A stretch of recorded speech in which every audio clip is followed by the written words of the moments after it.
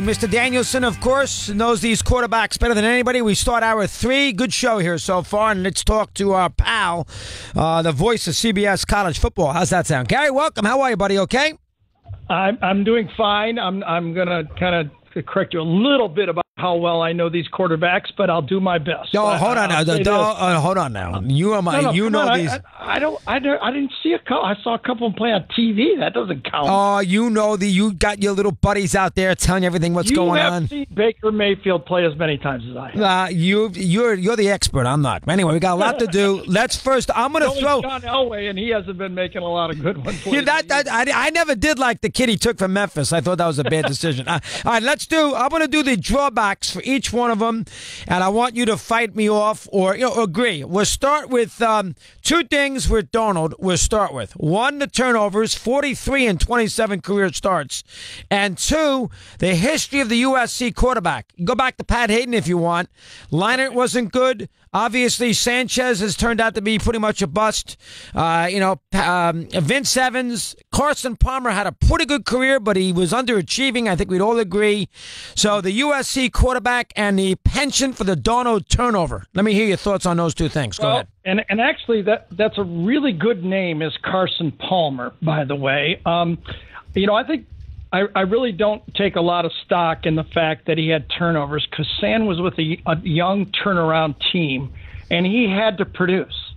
For USC to win as many games as they are expected to win in that offense, he had to be the guy.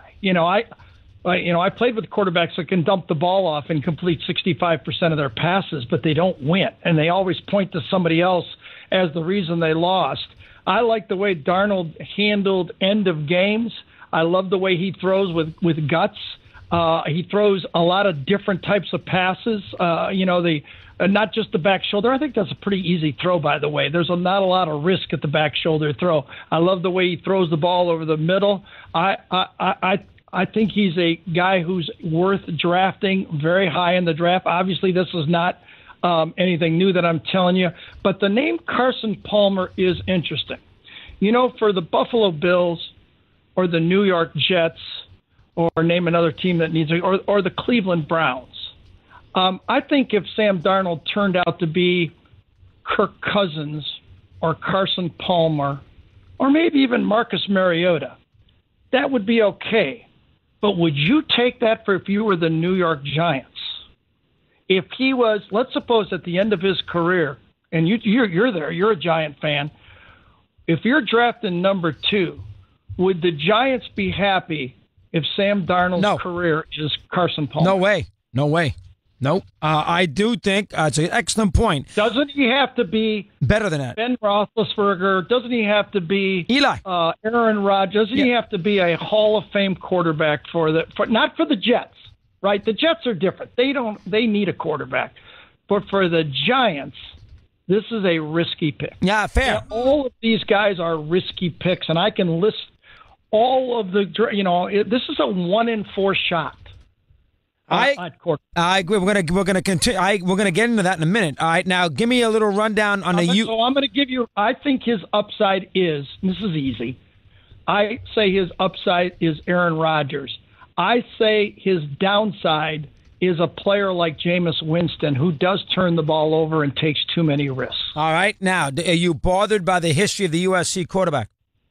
No, I'm really not. I think that things change so much in college ball. I'm not bothered by that.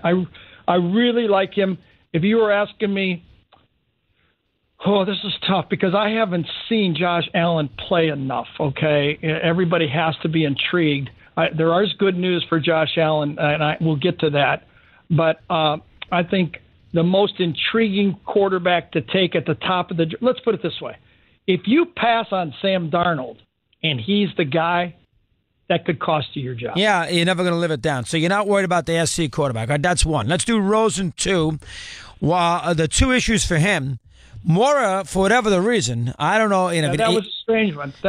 We'll get to that. And then B, he's had a couple of concussions. Give me your thoughts on those two things. Go ahead. It is a concern.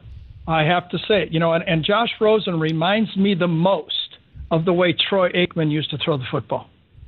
And it's, he's got that UCLA comparison. He's really nifty in the pocket. He's a former tennis player. I love his edge. He, no question, passes him without him thinking about it. I just love the way he could be. He's Peyton Manning-ish as a coach. You better be ready with your game plan when you give it to Josh Rosen. Because if there's some weakness, he's going to call you out in front of the team. Is that why Mora had an issue with him? I don't know. Jim Mora, he's really good to us as announcers and everything like that. But I think he was a little frustrated with, Josh was always ready with a quip and stuff like that. Who knows? I don't know.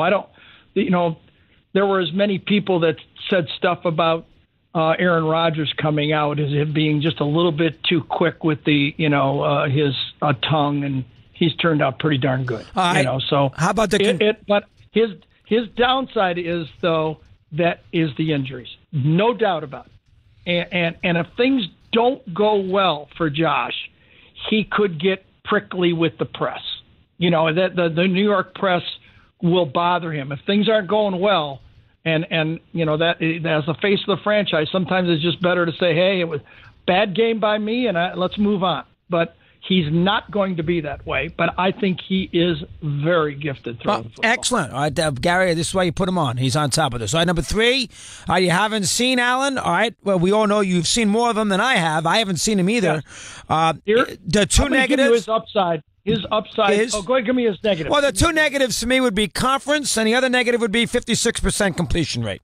Yeah, I don't give any weight to the 56% because he did not throw all of those easy RPO completions. Most of these completions, like, for example, a Baker Mayfield has, give him 8 points on his completion percentage because they're long handoffs. Okay, Josh doesn't run that type of offense. He reminds me most of David Carr. Okay, but his best news going into this draft is twofold, okay? One is Carson Wentz. With Carson Wentz's success helps Josh Allen. Oh, no question about it. Same his conference, the whole bit, 100%, yes. Size and everything.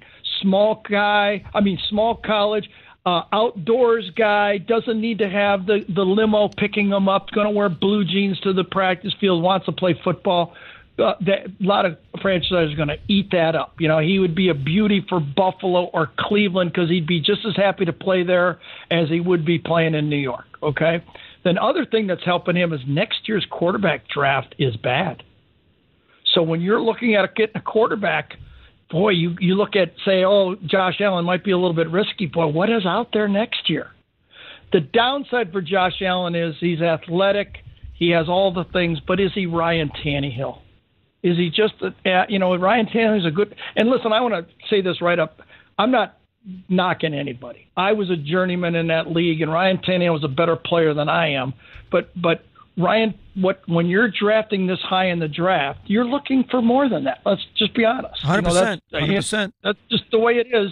And Ryan knows that. He might get mad at me saying his name, but Ryan knows to make the money he wants to make, he's got to play better than he's playing. So that's his downside. He could just be a good-looking athlete that gets you at a certain level, and the whole time you're going, God, could we get somebody else? Yeah, all right, excellent. All right, number 4, the two negatives, I'll give you that, and then you can fight me off.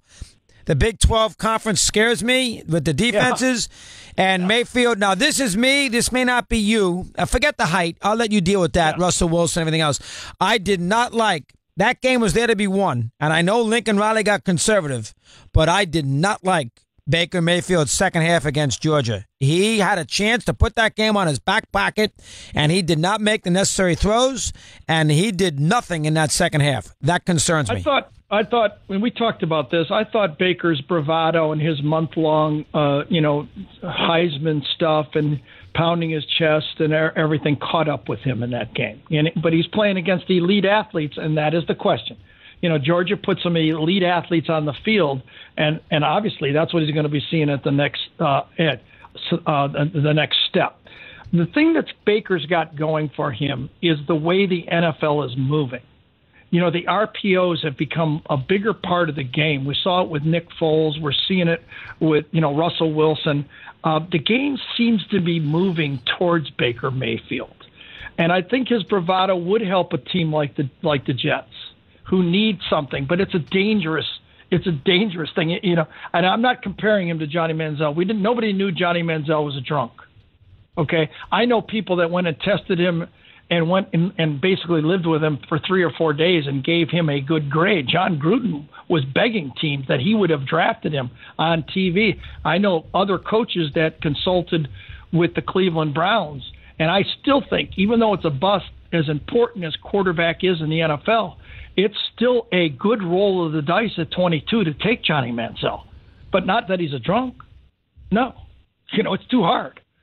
So I think Baker Mayfield has some of the traits of Johnny, the bravado. He better be good, because if not, that league will eat up guys that wear their stuff on their. And he's not Russell Wilson, because he's more of a Fran Tarkington. He's going to scramble. Yeah. He's going to scramble for time, but he's not going to scramble for yards. That's the difference. Right. And that's not the game anymore. Fran at the end of the career is what Baker would like to be, where he was hitting the mud and, Foreman out of the backfield, and he was a tactician with the football. At the beginning of his career, that league isn't like this anymore. It's too many yards throwing the football. Cam Newton is learning that. Marcus Mariota is learning that. It's nice to scramble a little bit, but when you can throw for 5,000 yards, I don't want you running. It's just not that valuable to me. You're right. Okay? How about the conference for Mayfield, the Big 12? Listen, I got a lot of trouble by saying that, that conference, I look at all their stats as if they're pesos. I don't believe them. Everybody gets stats there. It's like playing with, for Mark D'Antonio's basketball team. Everybody scores 30 points. That's all they do is shoot. This stats, that's not why people will draft him. I mean, he is impressive watching him on tape, the throws he makes, but he gets to make a lot of throws. All of us who played were better throwing 35 balls than a Bob Greasy, who had to throw 22 passes. That was a lot tougher to do. Yeah, so the conference does, those defenses and those systems, it does concern you a little bit, the Big 12. Totally. I mean, not name one. Maybe, everybody's going to say it's Patrick Mahomes. Okay. Let's wait and see. We'll wait and see on that. And I go. The Browns have to do what the Browns have to do. The intriguing part of this draft is the Giants. I mean, there's a lot of names there. They have really sold, Saquon Barkley, so much so that I get the feeling that they want Cleveland to take him. Yeah, we're going to get to Barkley in a minute. Let's do the other, because I love Barkley, and we'll get to him in a sec. Let's do the two others. You want to do Lamar Jackson. And right? I want to do Mason Rudolph. Go ahead, those two. Okay. I don't know much about Mason Rudolph. I'm going to be honest about Mason. He's a big, strong thrower. He throws the post great, plays in a spread-type offense. He gets a lot of deep throws with guys playing man-to-man coverage, it looked like to me. I think he's a second-round pick, but somebody could panic at the end of the first round. Maybe a team like, New England at the end of the draft would say, he's the guy who's worth drafting and late in the first round and let him sit for 2 more years. That might be. I don't know much about him, but I do know a lot about Lamar Jackson. I've covered him, watched him in practice. He's an electric thrower. The ball comes out of his hand, you just can't help but watch him. Chris, I have done practices for players that going in I was told were going to be number 1 draft picks, who ended up being number 1 draft picks, who when I watched practice, halfway through the practice, I had to ask somebody which one is the guy that's the number 1 draft pick. I couldn't tell which guy was it. And I'm not going to name names because I just don't want to do that. But there are guys that I go, what, really? Him? I wish I was almost saying to my friends, I wish the Lions would have drafted him because he'd have never beat me out. Okay, and I was a rookie. I was a free agent. But when you go watch Lamar Jackson, you go, whoa, could someone corral this? and the best news for Lamar Jackson is Dak Prescott. Yeah. His success, that's the name that people are going to say. And I really touted on your show, Dak Prescott. I thought I said somebody needs to take this guy in the second or third round. He is not a runner. He's a thrower. And he's a tremendous leader. I don't think Lamar is of the stature of handling a franchise, the press and everything like Dak. Okay, I think Lamar is not to that stage yet. I think he could get there. I think he's going to have to mature into that. Dak was ready for that at day one. But he has, to me, the widest variance of all the players. He could be Prescott. He could throw the ball like Cam Newton. Yeah. But his downside is Vince Young. Or, I don't love Vic as much as everybody else does. I mean, everybody compares him to Vic. I'll tell you what bothers me about Jackson, and you disagree with me if you wish. I know he had the one great game against Clemson, but he did nothing last year, albeit a great defense. I get it. The two bowl games that I watched him play against pretty good defenses, he did absolutely nothing. Now, you're going to tell me no receivers, and you're going to tell me... No, I can't argue with that. LSU, Mississippi State, Gary, he stunk in both games. Go ahead. I know, but, a lot of teams do not do well against either of those teams. Okay, that's SEC defensive talent, and why the SEC quarterbacks never look as bad, because each team has, not in one draft, but even Mississippi State now and LSU have 4, 5, 6, 7 NFL players playing for them over the next 4 years. And that's a step up.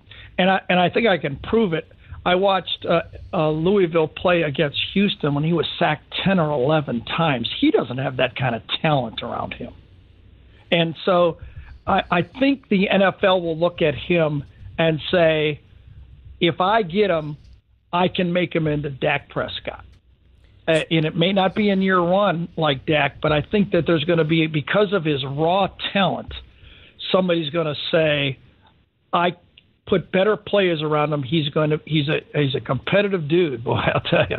And he's got a really nice upside. It's just the down. I see him being, boy, to me it would scare me to pick him top 10. But, when he gets to 12, 13, 15, I think a lot of teams are going to be thinking about it. Well, Watson is the guy last year, nobody thought him. Now, he's got more to do yet, but nobody thought he was going to be this good. I thought Deshaun Watson was a good head above Lamar being ready. You think he's better than? You think he's much better than Lamar? There was some risk, but Sean Watson, back-to-back NFL against Alabama. I mean, boy, I tell you, the Cleveland Browns, those poor guys. They passed on Carson Wentz, Deshaun Watson. Their history of drafting quarterbacks now, and now they got to do it again. Yeah, and Jared. And I'll tell you. Go ahead, Jared Goff, too. I know Dorsey. Their GM. I've known him for a long time. I hope he has the guts not to pass, because that's, to me, is a cop-out. Saying, I'll take the guy who's available at number 4. See, that's what I would. No, Gary, that's what I would do. I'm glad you brought it up. I think Barkley, I know, listen, you're the expert. I know running backs, they're a dime a dozen. But Gil Brandt said, I've doing this for 100 years. 492 running backs he's analyzed in 63 years. Barkley's by far the best one. He's an all-pro. He is 100% the best player in the draft. You are going to get a quarterback at number 4, and Barkley is not going to be there at number 4 if you don't take him at number 1. While there will be a quarterback at 4, you just gave me a lot of negatives on some of these guys. Why not take Barkley at 1 and then settle for the third best quarterback or the third choice at the position at number 4? Why not do that? I can't let somebody else make that tough decision. If I'm the owner of that team, I look at my guys in my room and say, we got to have a quarterback. And it's not good enough for me to say, we'll take the quarterback that 3 other teams pass over. Or 2 other teams. What did I hire you for? To take the guy that the other 2 teams don't want? I think if I'm paying you the big bucks, I want you to step up to the plate and make the decision. And we'll live with Chubb. There's been plenty of teams that have. We just signed Curtis Samuel. I think a good running back. Well, Carlos Hyde too. They just signed Carlos Hyde. I'm sorry, you're right. Carlos Hyde, the Ohio State kid. I got it. I got to look at him in the face and say, be wrong. I can't have you say, well, Barkley was so good, and then for the next 10 years you go, yeah, we would have taken Darnold, but damn, we all wanted Barkley, and I know Josh Allen's pretty good, but I would have taken him if I could have. Not me. If I'm the owner, I'm saying step up the bat, and unless you just tell me none of them are good enough, they're all risks, and then you have to convince me of that. But don't ever tell me again afterwards that I really like Darnold best, but you wanted Saquon. No, you don't ever get to say that. I'll fire you on the spot. All right, who do you think the Browns are going to take? Dorsey. Let me hear. I think they'll take. I think they like Josh Allen the best. That's who I think they take. So you may be right. I think they like Allen. So I'm predicting they're going to take Barkley, and I think the Giants are going to take Darnold, and I think the Jets have an interesting decision. So after you just told me that Haslam's going to sit there and say, take the quarterback. You asked me what you thought Dorsey was going to do. I thought Dorsey believes in the big-bodied guy, okay? And I think he loves Josh Allen. And I think he's going to say, for our franchise, Barkley fits. Barkley he's 100%. Cleveland's going to love him. He's best for our franchise, and I can live with Allen. That's my prediction. Now, the only problem with that is, how about if that? In the room, don't tell me, though, that you like Darnold better than Allen, okay? And by the way, if the Jets take Allen third and Darnold and Allen go off the board, we got a problem. Well, that's the issue about. Well, that's the issue about. That's the issue, Gary. I mean, you say you go with me, and then because you think Allen's going to be there at 4. How do we know the Jets are going to pass on Allen and not take him? We don't. You asked me what I thought Dorsey would do, not what I would do. What I would do is I would take the quarterback that I think is the best. And you think that is who? I would live with Chubb. I would live if I have Chubb. If Chubb is the guy that I end up with, I'd say, you know what, we got him right on our board here. And I remember the New York Giants winning with Strahan and Umanura. Yeah, I'll build my team like that. There's different ways to win it. Now, you saw Chubb in that Sun Bowl. You love Chubb? No, he didn't play. Oh, he didn't play in that game? He didn't play in that game. No, but he showed up, and he's a 2-year play. He's a 2-year difference maker. Yeah, but what do you mean by that? What do you mean by that? What do you mean? What's that mean? He's been a 2-year difference maker. He played his fresh junior and senior year and produced both years when he was marked. Okay, that's just not a 1 year. I'm a junior. I had a great year, and I'm coming out in the draft. This guy has proved it over time. He is an elite pass rusher, good teammate. I think he's a great football player. But I can go through all these drafts. I mean, it's about 25% in the first round. Okay, of hit. Everybody. 2012, Luck went first. RG3 and Tannehill right after. Okay, 2008. Cam was first. After that, nothing. 99, Couch. There were 5 guys taken, 3 busts. Couch, Achilles Smith, Cade McNown. It's littered with these busts. Okay, but it's like starting pitching in major leagues. It's the cost of business. You have to take them. You got to take them. All right. Do you think what do you think? You think Dorsey's going to take the running back 1 and then take Allen at number 4? That's my prediction. And then you think the Giants would not be able to pass up on Darnold at number 2? I don't think they can. And then I think the Jets are going to choose. I don't know what they're going to do. I guess they're going to choose Mayfield because that kind of persona is needed, and the Browns are going to smile and take Allen and say that's the guy we wanted anyway. All right, then you got Rosen sitting there. Where's he going to go? I don't see how Denver passes on him. How does Denver doesn't have a quarterback? Well, they just signed. They signed Case Keenum. He had a good year last year. 2 years, $30-something million. Mm-hmm. Not enough for you. So you would take. No, now, everybody says Buffalo. Is me. Case Keenum is me. I love the guy. I know. Listen, the hardest thing to do in sports. Okay, everybody says hit a baseball. Oh no. be a free agent quarterback for a losing team in the NFL and survive in that league for 13 years. You know how hard that is? That's the first guy they want to replace. You have to be valuable. You have to show your value every game, not just to your teammates, to your coaching staff. I know how hard of a battle Case Keenum has fought, okay? And I have nothing but respect for what he's done. But if you're the Denver Broncos, I think Case Keenum is a 1 year, 2 year stopgap for your next guy. So you think Rosen might go? Boy, oh boy. So you're the first person I've heard. Everybody seems to think the Browns are going to take Darnold. You have a funny feeling that they might gamble, hope the Jets don't take Allen, and take Barkley with the first pick. That's my prediction, and it's easy job. That's all you got to do is predict. I'm in a good mood. We've had a good news at our family, and I'm throwing all these predictions. Well, I know. Well, I'm not going to get into that, but yes, thank God for that. Now, give me an idea about Buffalo at number 12, also the 22nd pick. They need a quarterback. Will they try to trade up? I think they'll try, but I think these quarterbacks are so valuable, that I don't know if they can do it. The Jet trade has turned out to be a fantastic trade, the way they've positioned themselves.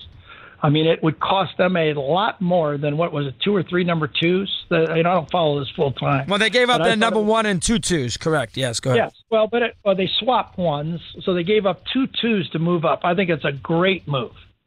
So then listen, they have to have one. And, a Baker Mayfield is very intriguing for them. I can see that. But always something crazy happens in this draft. I think, by the way, the Miami Dolphins are dying for Josh Rosen. Oh, really? Yep. You know this for a fact, or is this just Gary Danielson? This is just me. I just think that they think he's a fit. I don't know why Denver's very quiet.